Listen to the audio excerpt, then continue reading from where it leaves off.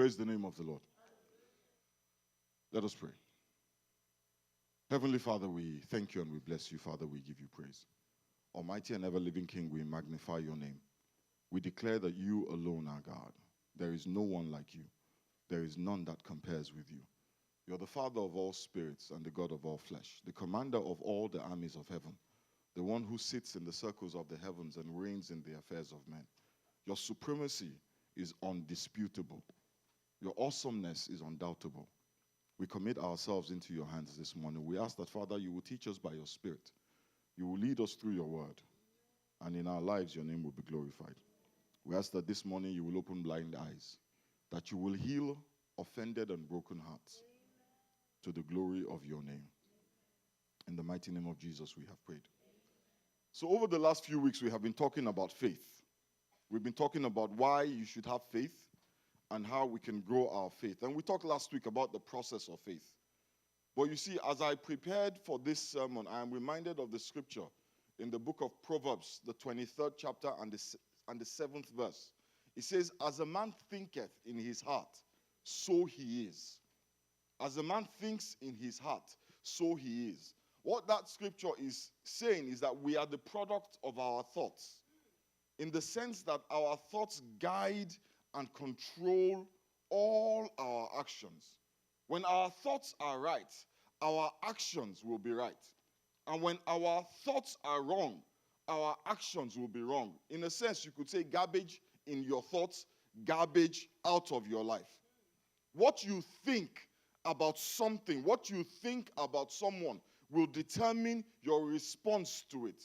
I'm sure we've all heard many men of God saying that your attitude, your thought patterns, the way your mind works will determine your altitude. The way your mind works will determine how far you can go in life. And I felt the Holy Spirit say to me yesterday that if we want to grow our faith, the way that we think about faith has to change.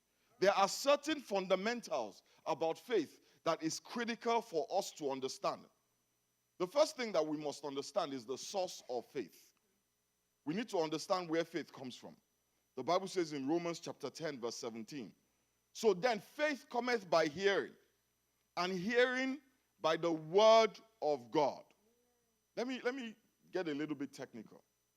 Everything you eat on this planet, whether it is healthy or unhealthy, contains something we call a calorie. Anybody ever heard of those? Yeah. If you look at the labels on the food you eat, it always has a number. Calories. Amen? Contrary to what you may have seen on YouTube, you cannot bind it. You cannot command it to wither and die. You cannot tell it to fall down and die. You cannot tell it to convert. Amen? Calorie is simply a word that is used to describe the amount of energy that the food you are about to eat can produce. So if you eat something with 100 calories, it means that thing you ate has within it 200 units of energy, because each calorie produces or contains 2 units of energy. So the more food you eat, the more energy you have. Amen? And the less food you eat, the less energy you have. It is the same thing with faith. When we hear and receive the word of God as a word from God, it releases to us what the Bible calls a measure of faith. Amen? We could call it a calorie of faith. Each revelation or each portion of the word contains inherent in it the ability to generate in us a measure of faith. Let me break this down. Turn your Bibles with me to the book of Philippians, the 1st chapter and the 29th verse. It says, to you it has been granted, it has been given for Christ's sake, not only to believe him, but also to suffer for his sake. What has been given? It says it has been given to you to believe. So I wondered when I read, okay, so what was given to me? Then I read Romans, the 12th chapter and the 3rd verse. It says, we have all received. God has dealt to each one of us a measure of faith, a unit of faith. And if you talk to theologians, they will tell you that this initial unit of faith, which we receive when we hear the good news of the gospel, it is that measure of faith that brings us or gives us energy to come to the spiritual energy, to come to the place where we are able to receive Christ as Lord and Savior. The Bible says in 1 Corinthians chapter 1 and verse 2, it says, since God in his wisdom saw to it that the world would never know him through human wisdom, he has used the foolishness. He has used our foolish preaching to save those who believe. What is being preached? The word, the gospel, the scriptures. The Bible says in Romans chapter 10 and verse 14 that a man cannot be saved unless he is preached to. Do you hear me? A man cannot be saved unless he is preached to. What is being preached to him? It is the word. It is the word. So it is the word that comes into our hearts that gives us the faith to accept Jesus as Lord and Savior. Without the word being preached, without the word being received, there can be no salvation. The point I'm trying to make is this. In the same way that the energy we need to survive comes from the food we eat. I don't know how many of us are fasting, but many of us will tell you that when you're fasting, your body slows down. Your brain slows down. I was talking to one of our people, and she was telling me that she had to postpone some of her conference calls.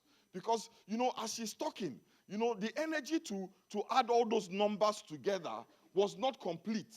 So she was jumbling up numbers, mixing and matching things that don't mix and match. She says, let's have this conference call after 6 p.m. Because food, without food, you will die. There's only so far you can go without food. And it's the same thing with spiritual food. In fact, the Bible calls faith spiritual food. The Bible calls it milk. The Bible calls it meat. My brothers and sisters, this is not rocket science. If you want more faith, you have to eat more of the word. It's literally as simple as that. There are no shortcuts to it. You cannot open your mouth and say, I want energy. It is not going to happen. You have to eat. Whether you enjoy the food or not is not the point. The point is the food is critical for energy. Just as the word is critical for faith. I know that many of us, this is a challenge because we don't find the scriptures exciting. People come to church, and this happened to me a lot. People come to church and say, man, I read the word of God today, and I was so excited in my spirit. I'm like, clearly you were not reading Leviticus. I don't know what you were reading, but I read Leviticus this morning, and I'm not planning to read it again. So we gravitate towards the things that excite us. Junk food. I'm a champion of junk food. But see, the problem with junk food is that it excites you for a minute.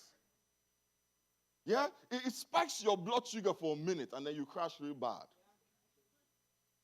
It's the same thing when we spend all our time on things that do not increase our faith. Things that actually not only do not increase our faith, but they actually retard our faith and destroy our faith. We like to think that, Pastor, I don't sit down and watch porn, so my faith is fine. I don't, I don't listen to vulgar music. Yeah. Even scandal is a bit much for me. But let me tell you something. Junk food goes deeper than that. When you fill your mind with the things that glorify the power of man, that glorifies the intellect of man, that emphasizes the ability of man, you start to put your trust in man and lose your trust in God. Because it is what you behold, it is what you receive, it is what you fill your mind with that will either be faith or doubt. Faith comes when you spend time in the Word. You've heard this a million times, and you will hear it 1,000,001 because it is the truth. And wherever you go in the world, and under whatever pastor you sit, they will tell you the same thing. Faith cometh by hearing, hearing a word from God. And if you only hear from man, from the world, from your flesh, your faith will go. So that's the first thing we must understand about faith. If you want to have faith, you can't run away from your Bible. Just as if you want to live, you can't run away from food. And if you want to live well, you can't run away from broccoli and asparagus. Well, you can avoid Brussels sprouts, but you have to make up for it with spinach. You can't live on cookies and ice cream. I have tried.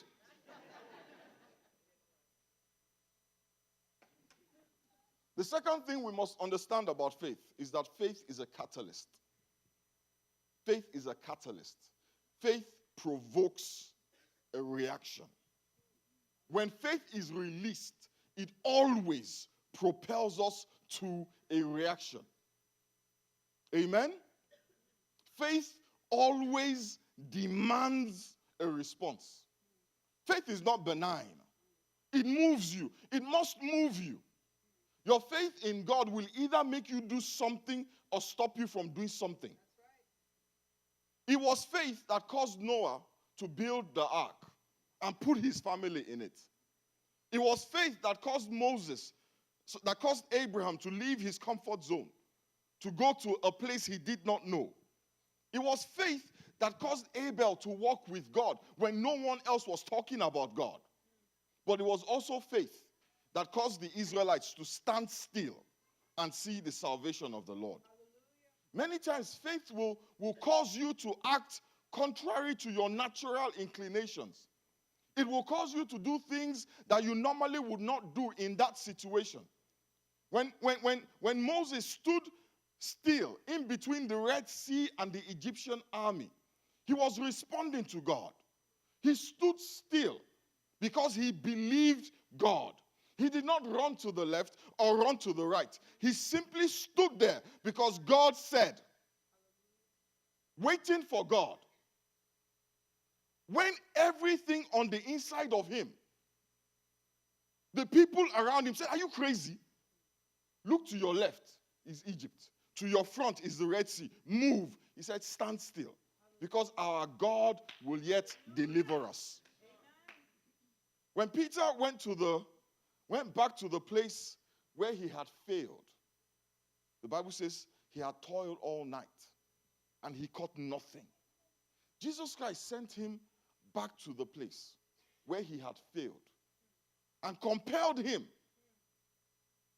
said to him, launch your nets. Go and try again. When he wanted to give up, every muscle, every fiber in his body was saying, go and sleep. You are tired. And then this man is telling you to go back, not to a new location, not to a place where you have not tried before. You see, because that would make sense. But to the place where you have tried and failed. All night, the Bible says he failed. And throw back your nets. You know what? He did it. Why? Simply because Jesus said so. Faith, when it is real, compels action. We talk about faith a lot.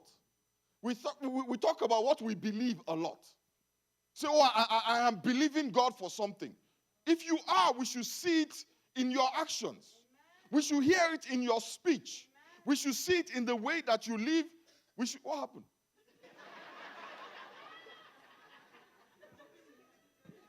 They're hoping I wouldn't notice. That is not faith, that's presumption. Hallelujah. Praise the name of the Lord.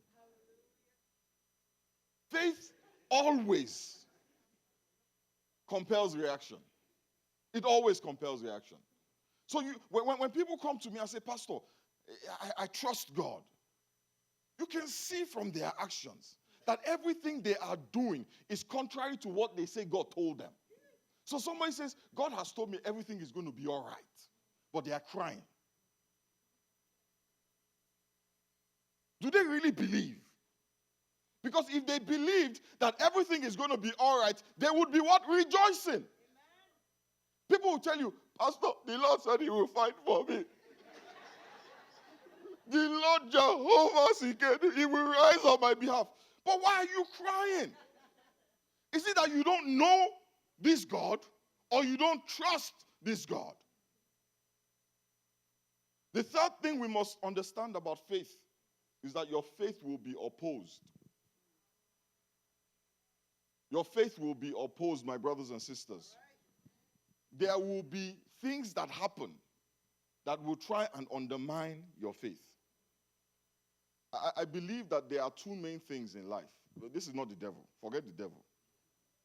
Christians like to blame everything on the devil. Let's just leave the devil alone this morning. Turn to your neighbor and say, please leave the devil alone this morning. Please tell your neighbor, the devil is not here. He's probably in Las Vegas or South Beach.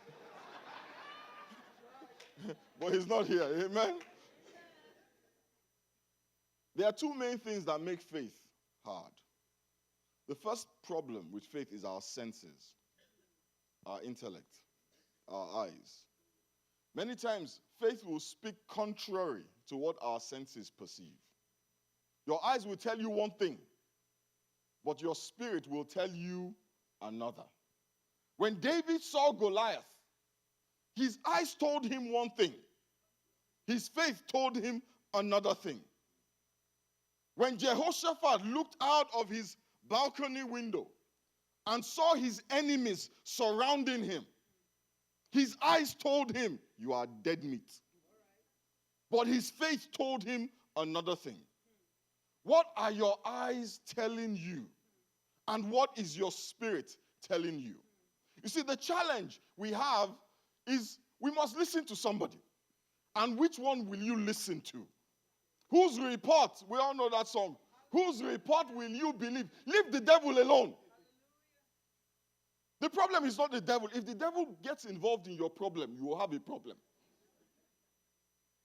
Seriously, if the devil is after you, I don't know what can help you.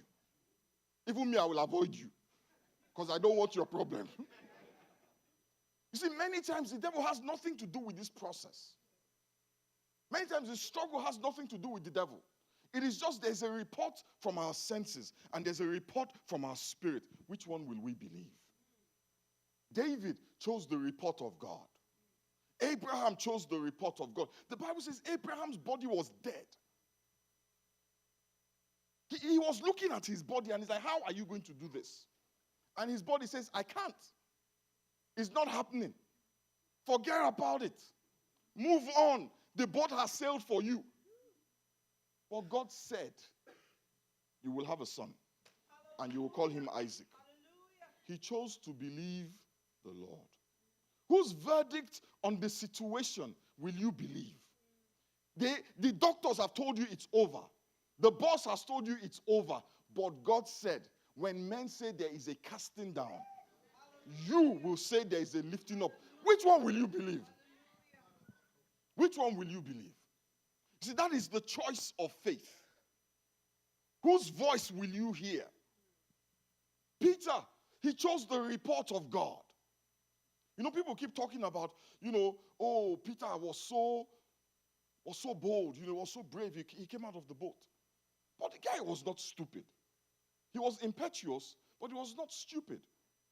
You are looking at water in front of you. Jesus Christ said, come. Peter looked at the water. Every class he has attended in his life told him, if you come out of that water, you will die. His experience, because he walked in water.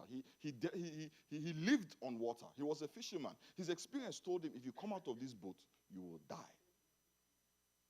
The other disciples, because he was not alone in the boat, they looked at him and said, Peter, if you come out of this boat, you will die. What did Peter listen to? The voice of God. I said, Peter, come. And he climbed out of the boat. Step 1, step 2. And what is impossible, because he chose to believe God, became his reality. The Bible says in the book of Hebrews, the 10th chapter and the 38th verse, that the righteous shall live by faith and not by sight. And not just not by sight, but not by feelings. Not by feelings, my brothers and sisters. Not by appearances. We live by our feelings. If it feels right, it must be right. And if it's not, if I had $1 for the number of times somebody has said, Pastor, I'm not feeling it. What have your feelings got to do with it? Your feelings are as fickle as Texas weather.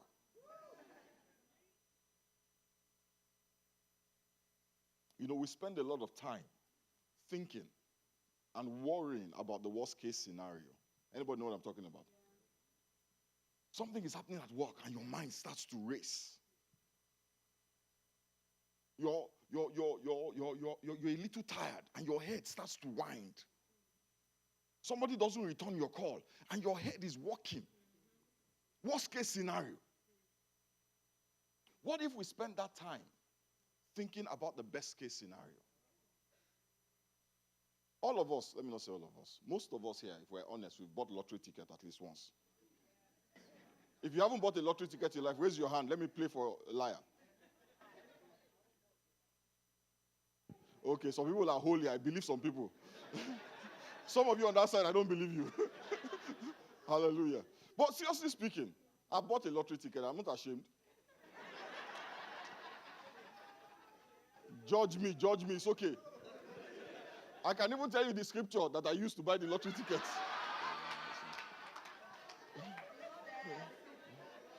I know you are judging me right now. It's okay. With the same judgment that you judge. God will have mercy on you. Amen. So we buy a lottery ticket. But think about it. How many of us have walked into that gas station, 7-Eleven, the one on Stacy Road?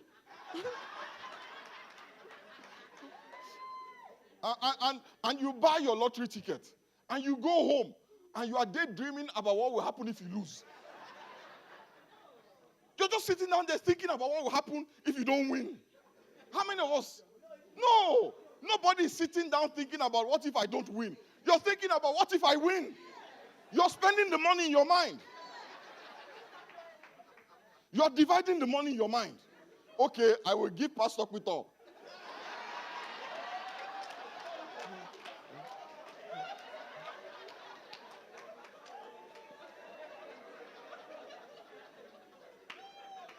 Then Dami, I will pay Dami's mortgage, put money for his children's school fees, and buy him a brand new Tesla.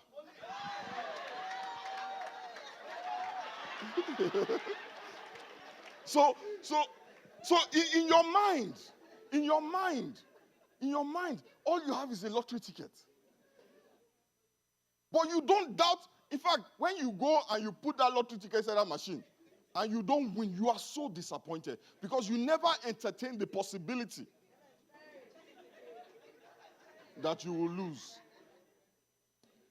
Because we believe, even though we keep losing, we keep buying. But God, who has never failed us, who has always come through for us, once he is involved, our first instinct is worst case scenario. What if I don't get the job? What if you get the job? What if I don't get the money for the wedding? What if you get it? What if I don't get the promotion? What if you get it? What if I'm not healed? What if you are healed? What if the breakthrough happens? Spend time thinking about those things. Whatsoever things are good. Not whatsoever things are bad.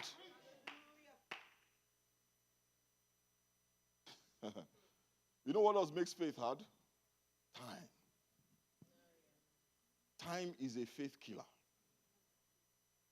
And for our generation, time is even more deadly. Because see, we're the drive-through generation. There's drive-through laundromat. You go to the laundry, you don't have to come out of your car. They take your stinky clothes. You go to the bank, you don't have to come out of your car. You go to the pharmacy, you don't have to come out of your car. Coffee shop, don't come out of your car. Everything has been done. Life has become so quick. Even banks drive through.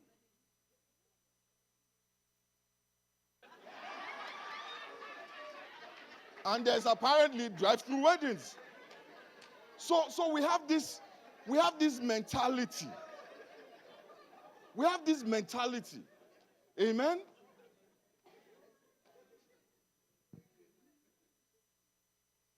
We're the microwave generation. Our life is defined by ease. And as such, we have become extremely impatient. We can't handle if something takes more than what we deem a reasonable amount of time. We're so lazy, we wrap our pizza up in pockets of dough so that we can get it out quickly. And we call it hot pockets. We are that generation. The other day, I was talking to Lanre. There's this thing that we eat in Africa called pounded yam, where they get yam and they pound it. Right? And they pound it. The yam is, yams, and they pound the yam. Now, I don't remember the last time I ate pounded yam that was made with real yams. Yeah, because it takes a minute. So Larry had just made pounded yam. He had a craving for pounded yam. So he went to the store and he bought some real yams. And he got a mortar and a pestle. And he put the yams in the mortar and pestle. And he's pounding. And he was telling me how, Pastor, I was just sweating.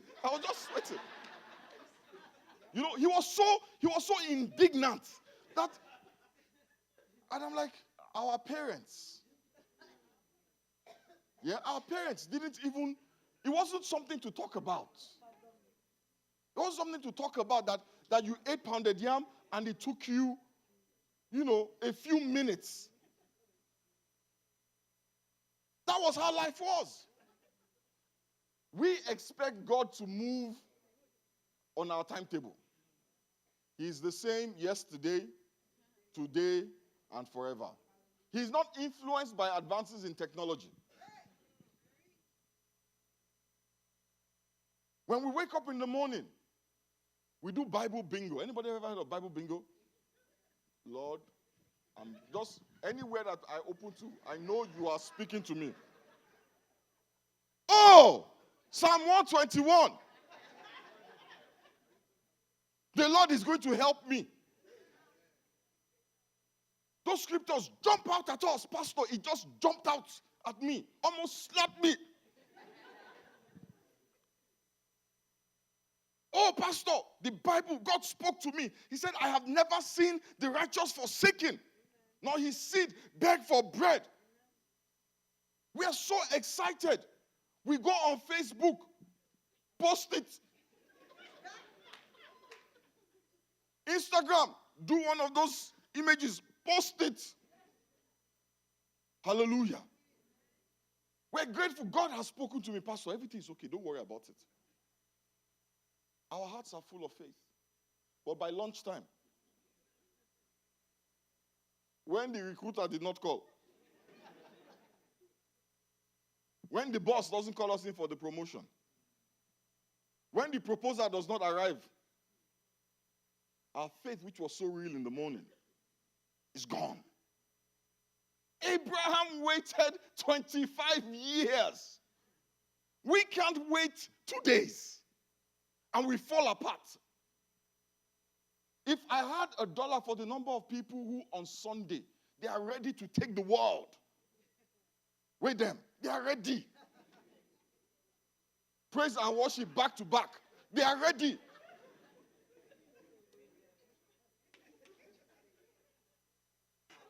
But by Monday, the faith is gone. Because let me tell you what happened.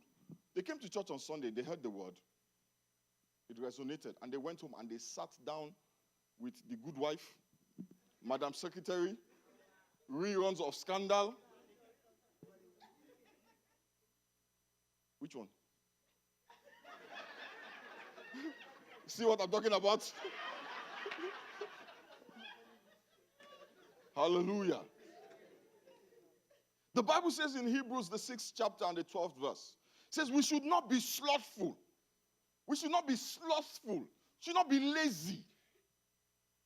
But we should imitate those who through faith and patience inherit through faith and, touch him and say, and patience. Tell him about calm down. Tap them on the shoulder like this. Tap them. Tap them with an indignant tap. Say, calm down. When did you receive the promise? It was just yesterday that God promised. Today you're falling apart. Abraham waited 25 years. How long have you waited? Calm down.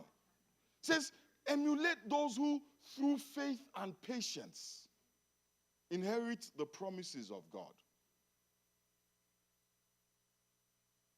Remember the scripture we read last week in Habakkuk, the 2nd chapter and the 3rd verse, and I'm going to stop here. It says, for the revelation awaits an appointed time. It speaks of the end and it will not prove false. Though it linger, wait for it. It will certainly come and it will not delay. I said this last week, I'm going to say it again to somebody here. A time of manifestation has been set for the vision and the dreams that God has given you. It has been set. Amen? A day has been prepared for your breakthrough. A date has been put on it. And as sure as night follows day, that day is coming. And I know for somebody here, the month of your breakthrough is the month of February. It is the month that has been appointed for you.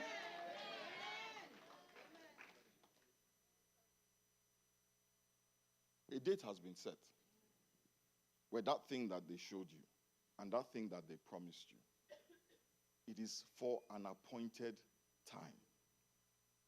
I have a house in St. Louis, and there was a problem with the dishwasher, so I had to order a new dishwasher. And they said to me that the dishwasher is going to arrive on Saturday. Between Monday and Friday, I didn't even think about it because an appointed time has been set. But see, that is not faith. That is not faith. Faith is based on your confidence in the person, the assurance that they will deliver. God is more reliable than any delivery service. And he says, every word that he speaks will not return to him void without achieving the purpose for which he spoke it. He says, will I say it and not do it? So I want you to realize something. Faith requires that you wait. Faith requires that you wait. And no matter how much you cry, no matter how much you tell everybody that God has failed you, you will not manipulate God or intimidate God. Because the vision, the Bible says, is set for an appointed time. Let us bow our heads and pray.